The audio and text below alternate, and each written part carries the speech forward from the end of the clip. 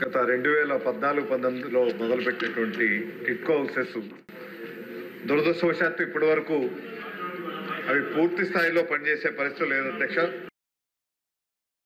వేలాది కోట్ల రూపాయలు దీని మీద దుర్వినియోగం జరిగింది. ఒక అనకాపల్లి నియోజకవర్గంలోనే సుమారు 3,944 ఇళ్లు మంజూరైనాయి అధ్యక్ష. 3 ప్రాంతాల్లో, ఒకటి సత్యనారాయణపురం, ఒకటి కొప్పాక, ఒకటి సిరసపల్లి గ్రామాల్లో మంజూరైన అధ్యక్ష. వీటిలో పూర్తయిన మటుకు మీకు 3,416 అయితే, వీళ్ళ ప్రజలకు ఇచ్చిందైతే 2,700 మాత్రమే ఇవ్వడం జరిగింది. 2,744 ఇళ్ళు ఇచ్చారు. ఇంకా మిగతావి ఇవ్వాల్సినటువంటి అవసరం ఉంది అధ్యక్ష.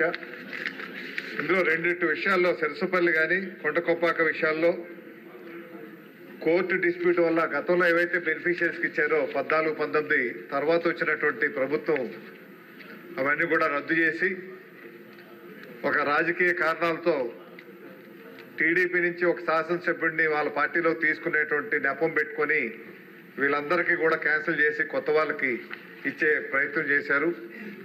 వారు కోర్టుకు వెళ్ళి ఛాలెంజ్ చేస్తే అవి కోర్టు తగాదాల్లో ఉన్నాయి అధ్యక్ష. వేరే స్థలంలో అయితే 2,744 ఇళ్ళు ఇచ్చినప్పటికీ అందులో దిగినటువంటి వాళ్ళు 2,490 మాత్రమే. ఇంకా 254 ఇంకా ఆక్యుపై చేయాల్సి ఉంది అధ్యక్ష. దీంతో పాటు ఇంకొక 50% ఇచ్చిన వాళ్ళలోనే 50% ఇంకా ఖాళీలుగా ఉన్నాయి.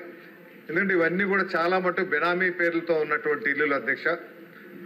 ఇందులో దురదృష్టం ఏంటంటే ఎవరైతే అంతకుముందు మంజూరు చేశారో 2014-19 టీడీపీ ప్రభుత్వ హయాంలో ఉన్నప్పుడు వాళ్ళ పేరుతో బ్యాంక్ రుణాలు తీసుకున్నారు, వారి పేరుతో ఎలక్ట్రిసిటీ బిల్లు ఇచ్చారు, ఎలక్ట్రిసిటీ కనెక్షన్స్ ఇచ్చారు. కానీ అక్కడ ఉన్నటువంటి లబ్ధిదారులు వేరే లబ్ధిదారులకు ఆ ఇల్లులు కేటాయించడం జరిగింది. పాత వాళ్ళకేమో బ్యాంక్ డబ్బు కట్టమని వాళ్ళకి ఈఎంఐ నోటీసులు వస్తున్నాయి.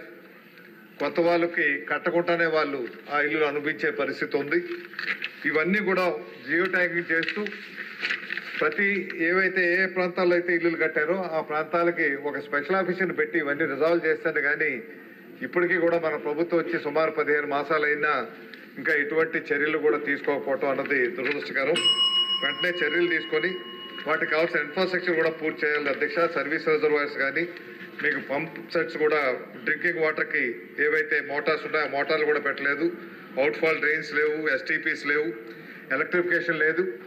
అక్కడ ఏముందంటే ఇప్పుడు పల్లా శ్రీనివాస్ గారు చెప్పట్టు అక్కడ దొంగతనాలు జరుగుతూ ఉన్నాయి.